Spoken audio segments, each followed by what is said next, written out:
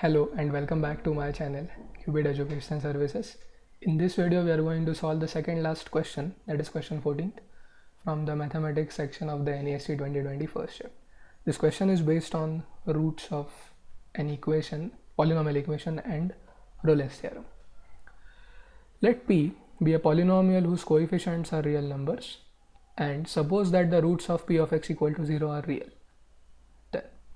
Now this is a multiple select question, so let us deal with each and every option separately. Option 1 says that the repeated roots of P of x equal to 0 are also repeated roots of P of x plus P dash of x equal to 0, where P dash is the derivative of P. Now the proof is very simple. We assume that alpha is a repeated root with multiplicity greater than or equal to 2. Okay, so we can write P of x as x minus alpha raised to n into Q of x, where n is the multiplicity of alpha, that is how many times the root is getting repeated. So it has to be greater than or equal to 2, only then it will become a repeated root. And we note that Q of alpha cannot be 0 now, because that alpha part has already been extracted, or those factors, from P of x. Okay, now differentiate P by applying the product rule. It will be n into x minus alpha raised to n minus 1 into Q of x plus x minus alpha raised to n into Q dash of x. Now if we add these two, P of x and P dash of x, then what are we going to get? Well, P of x plus P dash of x at alpha, it will be P of alpha plus P dash of alpha. P of alpha is already 0. Now what is P dash of alpha?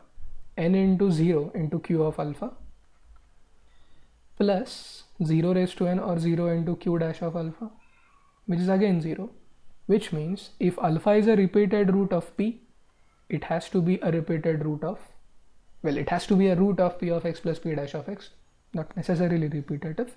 Okay, so if alpha is a repeated root, then it is also a root of P of x plus P dash of x, and this will be true for all other repeated roots. The procedure will be simple, same as this one. So option 1 is right.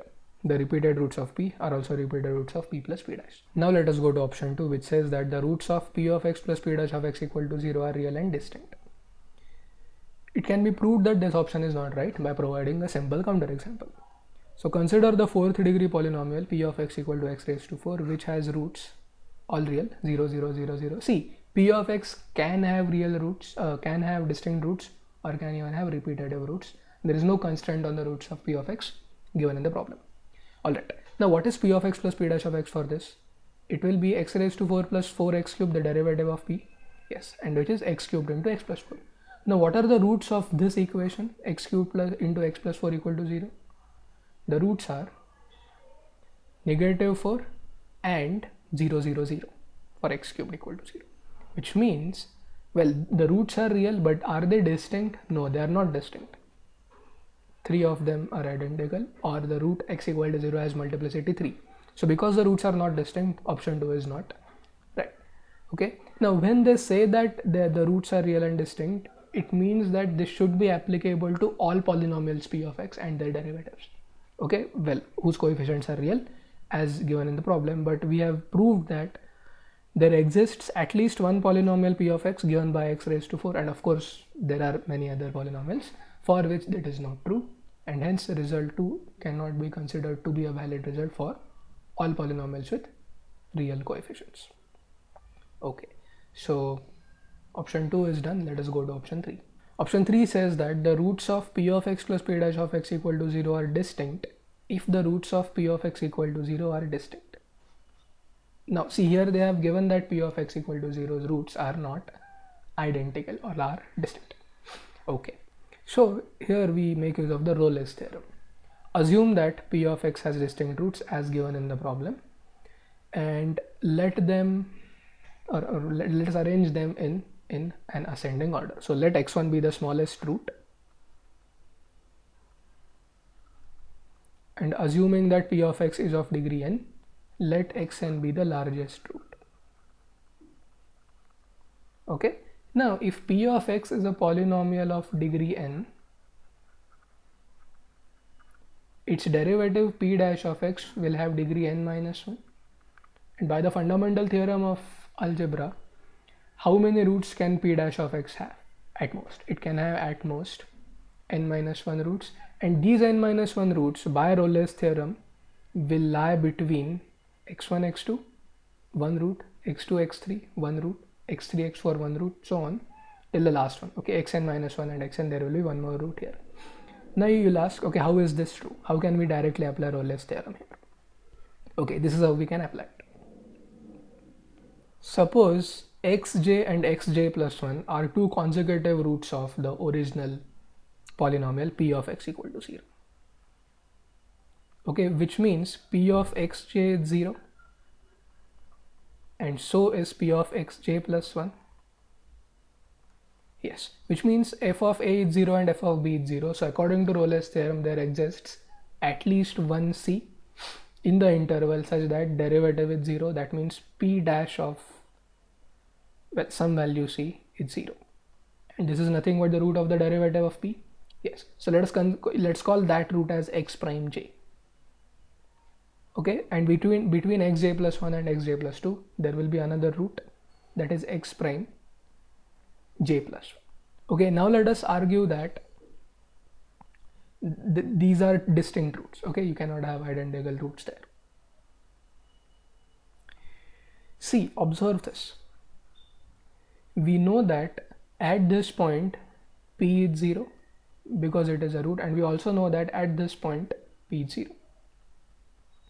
Okay, so the value of p of xj plus p dash of xj will be equal to that of p dash of xj because p of xj is 0, including the sign. Now, what is p dash of xj's value here at x dash of j? It is 0 because x dash of j happens to be one of the roots of the derivative p dash, which means p dash of xj is going to change its sign once we go from j to j plus 1. Okay, if it is positive here, then it will be negative here, or if it is negative here, it will be positive there.